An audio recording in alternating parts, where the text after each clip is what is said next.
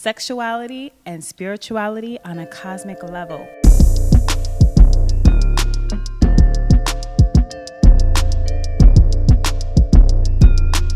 We are talking about spiritual love and compatibility, and also touching on the topic of sexual dysfunction when there is no synergy. Chemistry. Chemistry, all that stuff. I think it's really important to start out with what is spiritual love, right? Yeah. I think for me, spiritual love is not to be confused with human sexuality, right? Yes. Spiritual love is a much more deep-rooted connection that you have with someone, where you see someone like in the image of God versus the expression of a sexual sensation. Your primal energy. Yeah, that versus, primal energy, right. exactly. But both of them involve body, mind, and spirit. And pussy. Sorry. Yeah, right. You Sorry. had to throw it in there. Sorry. Because we are cosmic pussy, Yeah. so we have to say pussy as many times as possible. All right, go ahead. Let me stop. Go ahead. In the African tradition, the spiritual tradition of Ifa, which is what I practice, love is not this kind of indescribable thing. It's something that's not unexplainable, you know. If you're not able to explain love, it just means that you have some sort of like chaotic, some unresolved issues inside. Maybe and it's you're something else. And you're just looking for somebody else, to partner with somebody else to help resolve that Kind issue. of attached to. Exactly. Lean on. Exactly. Love has nothing to do with emotions. Right. Has nothing to do with emotions. I'm going to say that again, because sometimes I need a reminder, right? So wait. So can we, for people that don't really know? So Ifa is a practice of divination. It comes from the West African Yoruba tradition. It is a veneration of pure energy, of nature as pure energy. Yeah. And in Ifa, we venerate our ancestral spirits, where there are also deities or Orisha that we look to that represent different forms of consciousness. Right. So you have like in Oshun. nature. Exactly. So we'll touch on Oshun Right. for sure, because that definitely has to do a lot with love. Oshun is the goddess energy, the goddess She's of love. the most popular. She You see her all over. She is one of the most popular. Yeah. She is one of the 7 African or the divine African Orisha spirits. 7 again, guys. 7 again. She is the youngest of all the Orisha, actually. And yes, she is the most popular. Yeah. She is the goddess of beauty, of love, of desire, of affection, of all those things. It's really parallel to like Venus. Attraction. Absolutely. Yeah, femininity. Absolutely. She is the Venus. Right. So I know you'll touch on that when we get to that portion.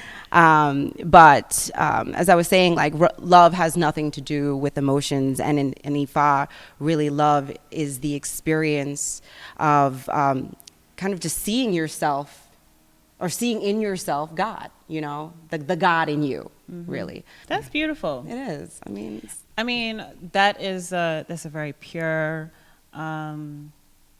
I think that's a really healthy way to look at it. It's a very empowering way to look at love, because it really starts with self-love. That's really that's kind of what it sounds like, you know, and seeing you in someone else, that's recognizing love. And yeah, that is love. And we are supposed to be like form. the reflections of God. Yeah. You know, and a lot of people contest that. They're like, oh my God, that's blasphemy. God is I'm a goddess.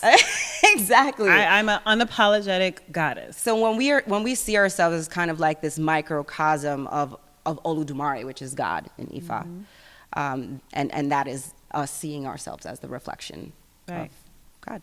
So I love how no matter what expression of spirituality or religion you use, astrology or Christianity or whatever, no matter what, there always seems to be this syncretism.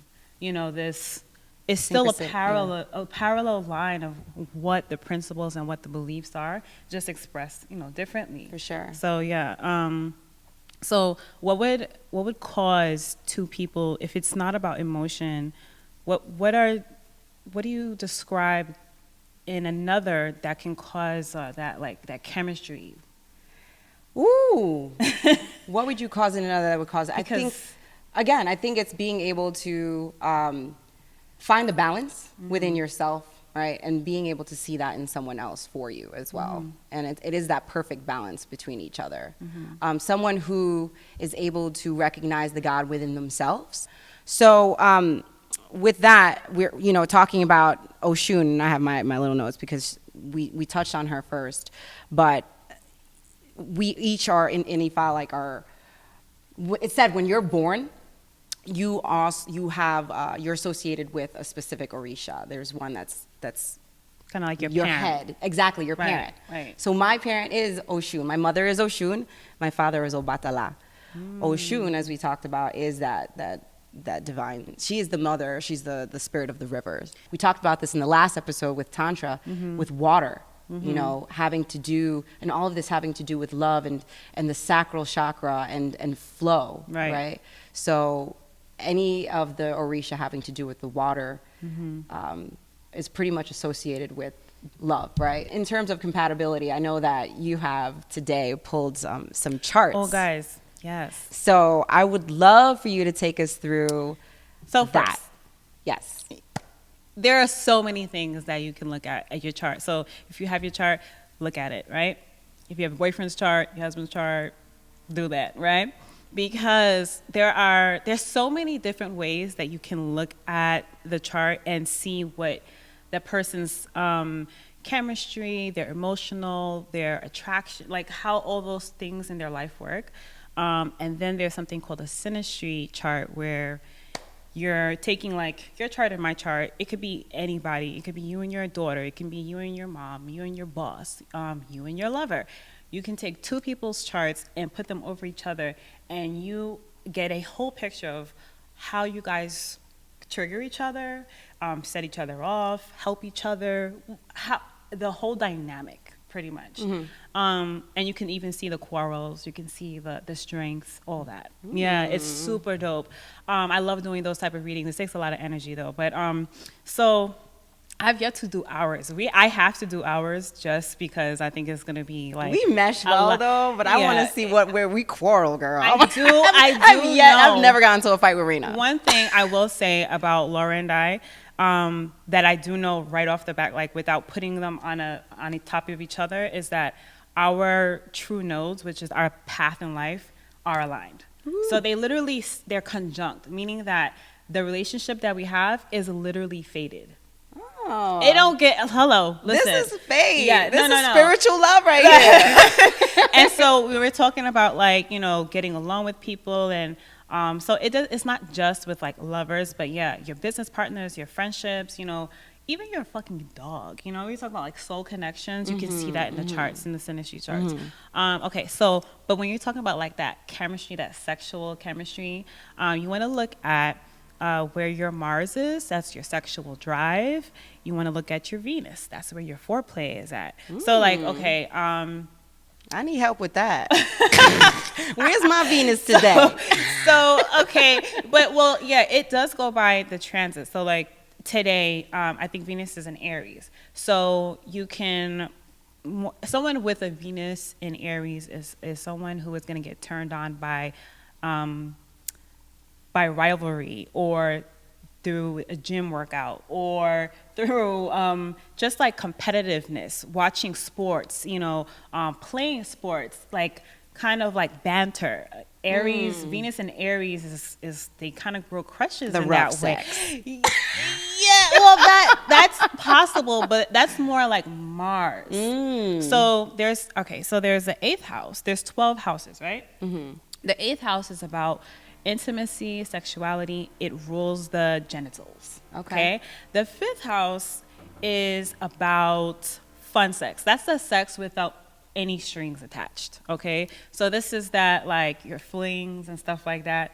And so just to keep it really basic, because I don't want to like spin you guys' brains in the you just want to look at the sign first. Start off with the sign. Okay. And so for instance, what sign is your Venus in? Your Venus is in Taurus. If your Venus is in Taurus, or if his Venus is in Taurus, he wants to be cooked for. He wants sensuality. He wants, good music playing. There's candles lit. There's a vibe. Taurus is all about a vibe. It's the five senses. So touch is very important. So those type of things will get that person going. That's foreplay. So now we're looking at Mars.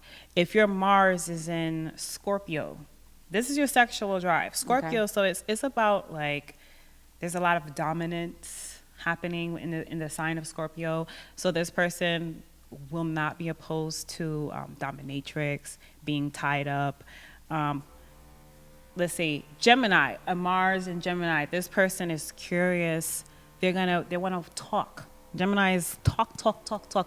So they want to, if they can have a connection with you and the communication is really open and clear, they'll get turned on from just talking to you. Or a text, Aquarius, a Mars in Aquarius, this person is all for internet love.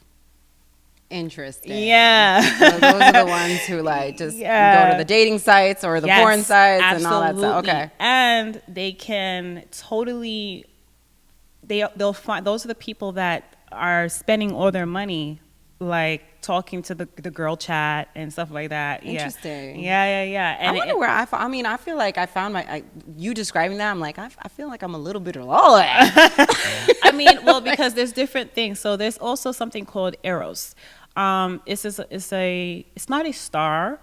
It's an asteroid. So it works a little different, and it's more about the erotic part. Mm-hmm. And so this is like where you will push your limits to. This is very deep, intense sexual energy. So if you meet a man who happens to transit like on your Eros, this man could possibly make you do things that you never thought, like freaking Shades of Grey. What's it called? What's the name? 50 Grades of Shade. I never saw it. I never read it. 50 Grades of But Shade. I know about it. But that type of thing where you're so invested in the sexual nature of it, okay. And it can bring out kind of like unhealthy things in you. If you have a relationship with a guy who you just feel like you can't, like there's no limit, like you'll do anything, he's probably triggering your Eros. Interesting. Yes. Okay, so more fun things. If a man has a conjunction to Jupiter, like his Mars and his Jupiter are conjunct, he has a big dick. Okay? Where you at? So, because Jupiter is about expansion, and it's about, it's about expansion and abundance. So Mars in a man's chart is about his penis size. And if you have a Jupiter that is conjunct your Mars, you are hung, honey. And is there ever a case where that's not true? I can't.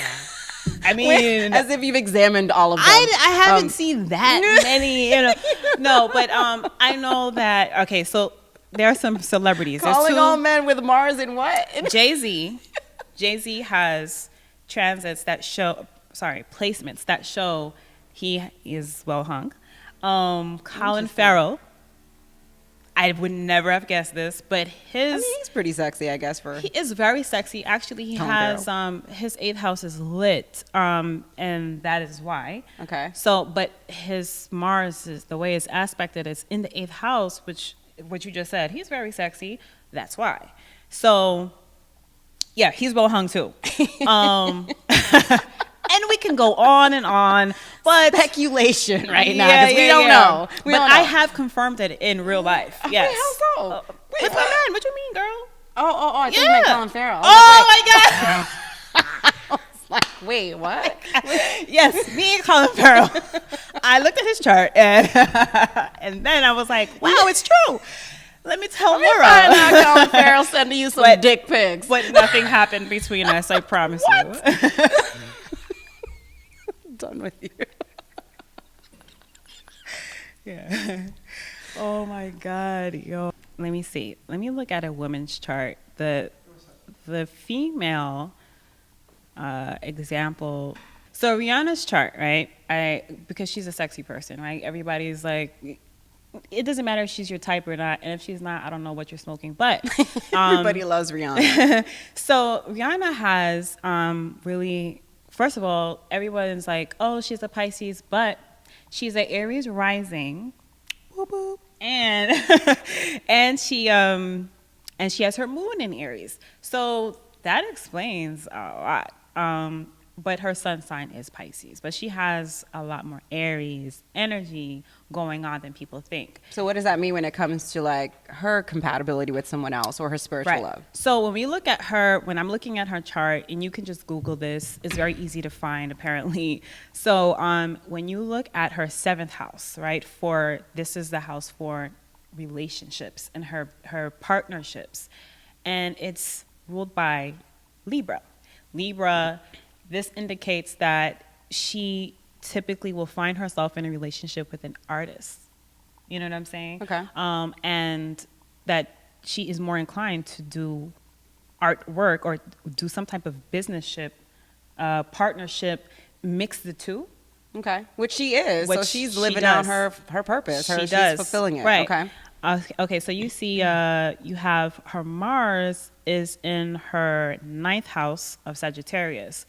This is someone who is totally gonna have love abroad. So which she does, and she had that billionaire yes, isn't she still with him? I think so. Yeah, she's always gonna be dating. She's going to be finding men that are from faraway lands, opposed to where she's from. She's not gonna be with someone who is like from her country land and stuff like that. That's not gonna happen. And then you have, here's another aspect, her Venus. Her Venus is in the 12th house, which is how private she is. The 12th house is all about privacy. And she likes it rough. Just so you go. She likes it rough. And I think we could have all guessed that though, right? Like, it comes out in her music for sure. Yeah. And in her, anybody, Rihanna, if you watch it, girl, send me some Fenty, some Savage Fenty. That lingerie be lit. And so here's the thing, is that she has her Pluto in Scorpio, which is great because it's in its home. Okay. And it's in the 7th house as well, which does indicate that her partners don't want to let her go. Oh. Yes. Oh. That this love that she puts on them, that love that she puts on them, they want her for life. Drake tattooed that that Rihanna face on his arm. Yep. Like he was not playing. And it's not the first or the last, because she's dealt with partners like this her entire life, and that's just the effect that her love life is always gonna bring. Interesting. That's crazy, right? Yeah. Pluto, because Pluto is all about possession and it being there with Scorpio, so the lingerie, all of that, that's all an expression of her sexuality, Right. And so, that was dope to see that. And you have one last thing is that you see in the 5th house of fun and casual sex is in Leo. Yeah, that's described by Leo would be a lot of fun. That means that the people that she has flings with, or that if she's ever decided to give you time in her day, is going to be short-lived and it's going to be fun as fuck. And you can see that, right? Yeah. Here's the thing. She has indications in her chart that show that she follows her heart. She follows what's right for her. She follows her intuition. She has her moon in her 12th house. And this is also meaning that she kind of holds her feelings in. It's not necessarily a bad placement, but if you're a woman that has a bad placement for your moon, sorry, let me fix this. Right. If you have a bad placement for your moon, you may have a dysfunction as a woman. It can be something that is like a hard aspect from Saturn. Saturn brings a lot of restriction. So, or a harsh aspect from Mars that will bring a lot of restriction. And that's more so like, even with men too. If a man has his sun in his 12th house, he's probably not going to have the type of dominance that, he should have as a man. Like, his self-esteem is probably hurting, and that can lead into dysfunctions, because sexual dysfunction is not necessarily a disease or a disorder. It's an emotional, mental, spiritual thing too. spiritual, For sure. yeah, dysfunction.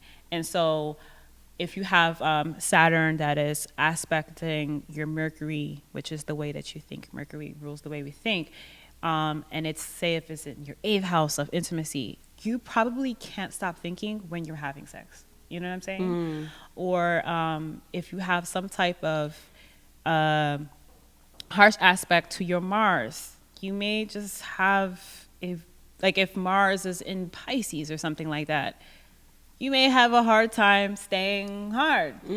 Yeah, so so yeah, the dysfunction can be seen.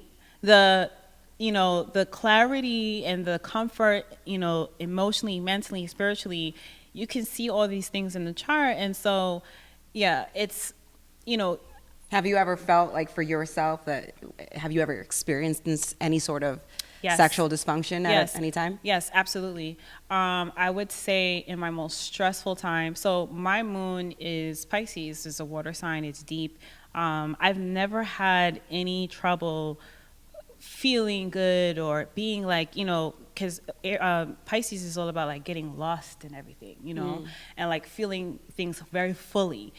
And whenever, let's say if I'm very, very, well, there was a time where I felt very, very stressed, and I just could not put my mind into having sex or being intimate or any of that. And I was like, is it over for me? Like, am I done with my libido? And it was just a time and period in my life. Yeah. But when you look at the chart, you can see Saturn was transiting over my 12th house, which is your subconscious.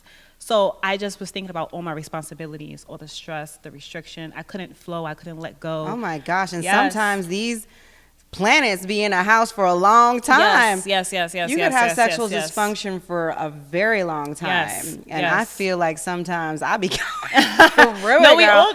I mean, if you live long enough, you get a cycle of everything. I mean, granted, there are other factors like the stress, can play a part, any other issues, family issues, things like that, personal, private issues, like with your mate and things like that, for sure. Arguments, right? Yeah. But, yeah, that could be rough. Yeah.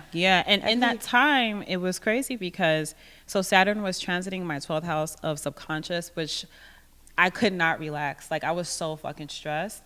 And then at the same time, Saturn was transiting my partner's 5th house, which is fun and like fun sex.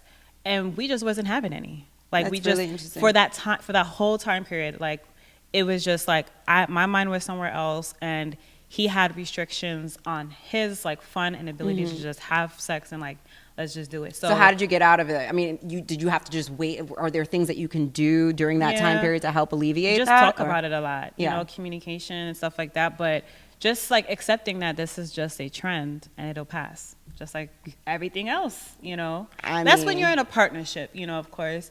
But if you're, if you're single, if you don't have somebody to talk to and stuff like that, it's just a good time, even if you are with a partner, but especially when you're by yourself, it's just a good time to be okay with it. To just like, it's okay to like with not always being about sex. Like, I think also it's funny because like celibacy is also, I think, it's important to talk about here too, because when you're withholding or you're, abstaining, it's also a great way to sort of, you learn so much. You do learn a lot, but it also helps to like remove any blockages too. Yeah, right? Absolutely, because you're not giving away your energy. Right.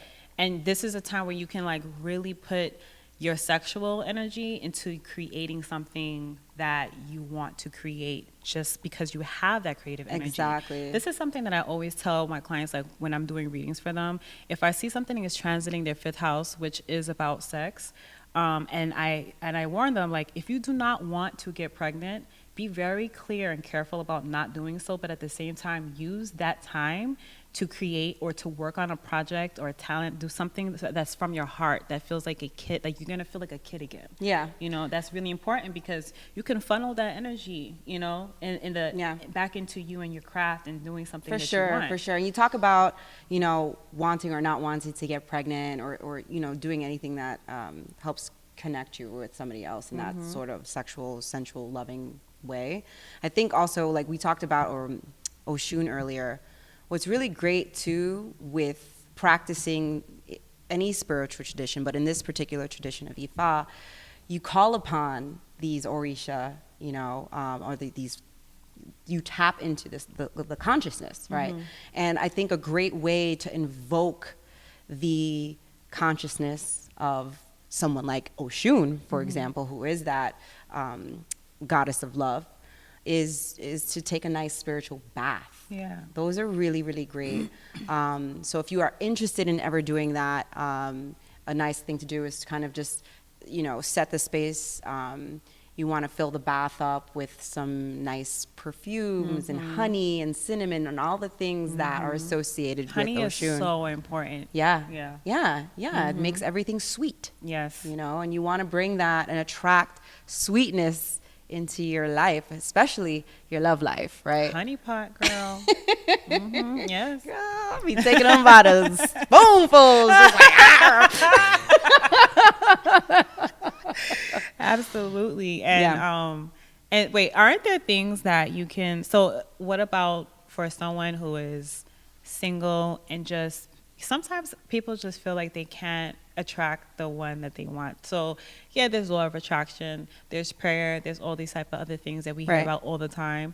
What is there something, is there like is there an offering or something that you can do to kind of attract love in this way? With pray, girl, pray. No, with like, is there like a certain Orisha that you can pray to for love? I mean, yeah, it's Oshun. Oh, okay. For sure, so, Oshun is definitely who you want to invoke. Oshun through prayer, through meditation, and through offerings to Oshun. You offer the things that she loves. You know, pumpkin. You even can eat pumpkin seeds, honey, cinnamon, all those things that she loves. You make an offering. Go to the river too. She is the spirit of the river. So if you go to the river waters, you swim in the river waters. Not in New York, but New York. But you can collect some of the river water and then also add it to your bath and bathe with that too. But praying to Oshun is a great way to do that, I think. But there are other things too. If you There's so many things. Yeah, for me, I mean, sexual dysfunction has come in different ways, you know, and for women in particular, it can be an issue. Like I've experienced just like vaginal dryness during sex, and that can be painful. But pain during sex, like stuff like that are all dysfunctions. But that thing that you're talking about, that dryness thing, we also have to be mindful about the cycles, right? Because there are times where girl is slipping and sliding, okay? You can't stop the rain. But then there are times where like desert, much, you know, and you, until you like really, like you gotta be really turned on and super connected and aligned and have drinking and drunk lots of water. Sometimes that helps. Some water, you know, saucy, some okra in your life. You know what's really good too? Okay, wait, nutmeg is good. Onions, girl. Whoa. Onions really, I have onions in everything. They do help to like really increase your sexual desire, and nutmeg too helps with sexual debility. You really like nutmeg. I like nutmeg a lot. I do. I don't care. Nutmeg is good. Nutmeg actually helps you go to sleep, a nice restful sleep. Like warm nutmeg and like some oat milk warmed up. It warms everything up. Yeah, it's good for your nerves. Warm cosmic pussy. No, but you know, like no, but the cycles, you know, they matter because sometimes, say if you're just done ovulating, that's not when you're, like your body's not wanting to have sex. You're like, bro, you didn't, you know, do anything. Yeah. We put this egg up here and you just played around with it. Yeah. And now we're doing another cycle. So we're not trying to slip and slide for Mr. Eggplant right now. So it's true though. So, you know, to combat that, ladies, what we're saying is, despite what your body is saying, if you want the D, what you have to do is have honey, right? Onions, okra, water. There's also meditate. other things you can do. Stretching. Stretching is really important. Oh my God. Yes, aside from a proper diet, stretching is really key. So important. Meditation, doing a lot of yoga postures are really good too.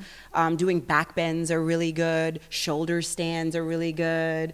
Hip circles, girls. Okay, now we rotate talking about those hips. Like, it's really, Yeah, really good yeah. to help all of, bring some healing, and also just like to really stimulate that root chakra. Even if like say if you're someone who does have a lot more constant vaginal dryness, not just on a cycle or anything like that, say if that is the case, there a lot of things that you can do with starting, like getting your blood running early in the morning, because if you're not someone who's active and then you're just trying to bust it wide open suddenly, I mean, your body's like, I'm sorry. Sometimes I just talk crass. But yeah, it's just like, it's not, you're like, you're trying to start a car that has been off for so long. Facts. And so maybe like just being active, stretching, like just always flowing, Yeah. Another thing that is really interesting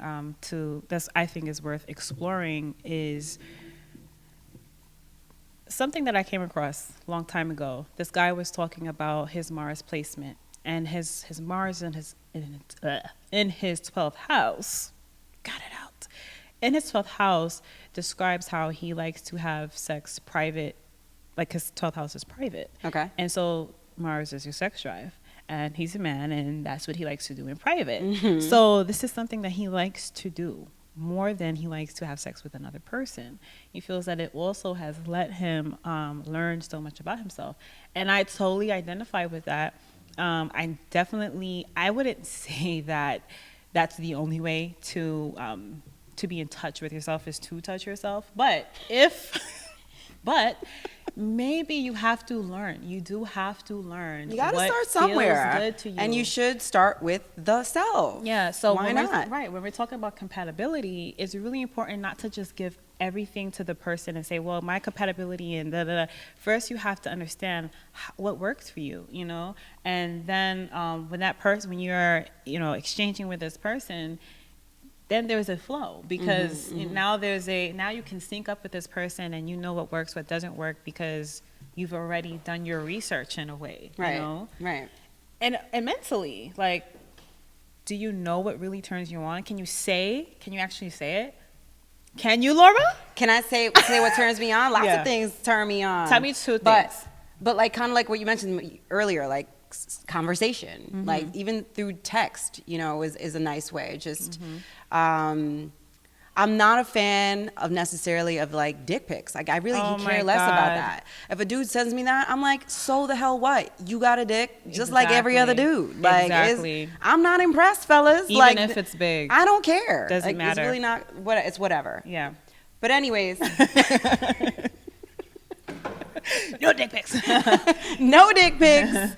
But I think it is really important in order to find that love. What two things, Laura? Oh man, answer my question. I already said okay. So one of them was conversation. Okay. Right, conversation definitely stimulates me, especially if it's intellectual conversation. I love that. And then humor. Actually, I love humor. That makes sense. Yeah. Yeah. So if you're funny. I don't know. I mean, too much goofiness is a turn off. I like smart men. I like smart and I guess funny. Teach me something. Yeah.